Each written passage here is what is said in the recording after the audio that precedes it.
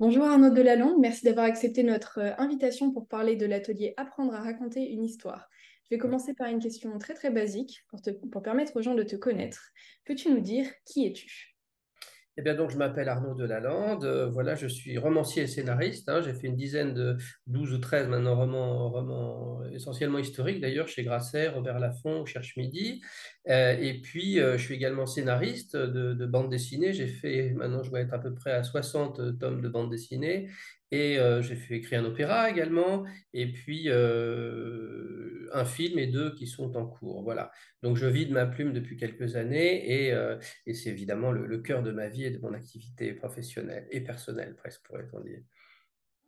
En plus de tout ça, tu animes des ateliers d'écriture. Est-ce que je peux te demander de nous dire qu'est-ce qui te plaît le plus dans l'animation d'ateliers d'écriture? Ce que j'aime dans l'atelier, c'est justement la communication sur les projets, le travail sur les projets, le fait de pouvoir transmettre aussi ce que j'ai modestement appris, et puis de recueillir les expériences des autres. En général, ce sont des expériences très dynamiques, les ateliers qui se font dans la bienveillance, hein. Tout le monde est à égalité, c'est ça que j'aime aussi dans l'écriture. À partir du moment où on possède les fondamentaux de la langue, je dis toujours, Kant a écrit la critique de la raison pure et la critique de la raison pratique à la retraite, donc vous pouvez encore révolutionner la pensée occidentale, c'est possible, hein. Et donc, et puis l'écriture est le meilleur des compagnons parce que c'est le plus fidèle, hein. L'écriture ne vous trahit pas tant que la santé est là. Donc, on s'installe dans le temps et on travaille avec bienveillance et sont en général des moments assez captivants et très, très sympathiques. Est-ce que tu peux nous révéler quel est ton mot préféré? Ben justement, je pense que c'est le partage. Et ce partage, il est tout à fait, il est tout à fait au cœur des ateliers d'écriture, puisqu'il s'agit de ça, hein. Le partage, évidemment, du travail qu'on fait, le partage au sujet des projets, et puis c'est ça, le partage de nos expériences diverses pour arriver à essayer de faire accoucher d'une histoire, puisque c'est le cœur de l'atelier. Justement, tu vas bientôt animer l'atelier Apprendre à raconter une histoire. Pourquoi avoir choisi ce thème?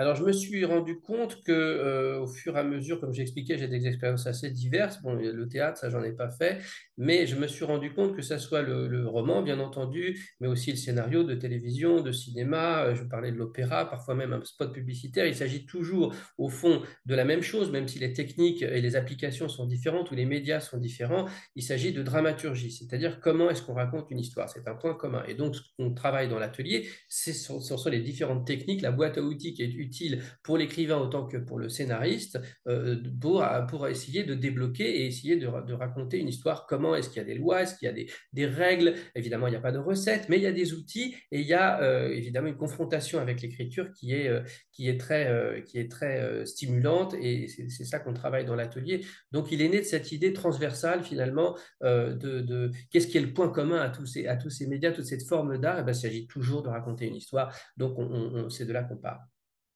Très bien. Et sur un plan un petit peu plus pratique, comment se déroulera l'atelier?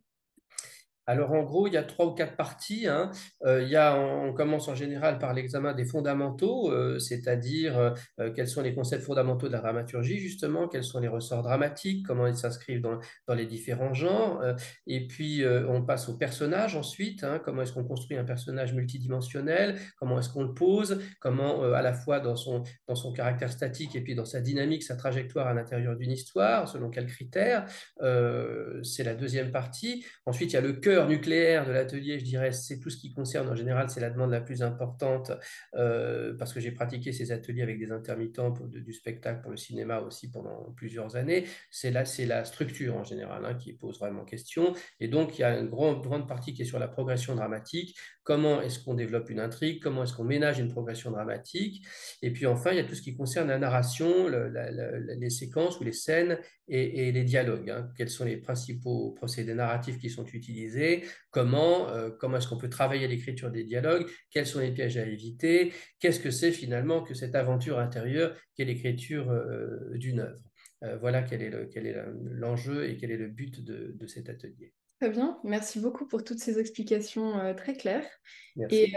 rendez-vous bientôt à l'école Les mots pour l'atelier. À Au revoir. bientôt avec grand plaisir. Au revoir.